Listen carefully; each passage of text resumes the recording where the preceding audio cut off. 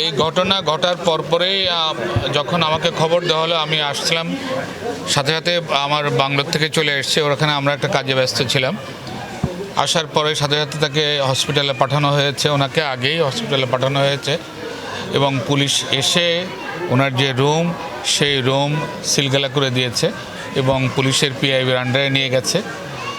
পরে যখন আমাদের এসপি সাহেব গিয়েছে, এসপি সাহেব এবং পুলিশের অন্যান্য কর্মকর্তারা গেছেন, তখন ওনারা এই ক্রাইম সিনটা দেখছেন আর কি।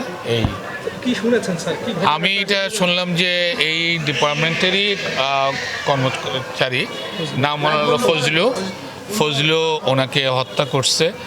উনি আজকে ইফতার পার্টি ছিল, অফিসের পরে গাড়ি যায় 3:30টায়, ওনার নিজের রুমেই অবস্থান করতেছিলেন। এই অবস্থাতে ওইখানে যারা প্রত্যক্ষদর্শী ছিল, এরা যারা ছাত্র ছিল, ছাত্রদের কাছ থেকে শুনে উনি অবস্থান করতেছিলেন। পরে চিৎকার শুনে ওইখানে ছিল, ওনার দরজা ভেঙে ভিতরে ঢুকছে।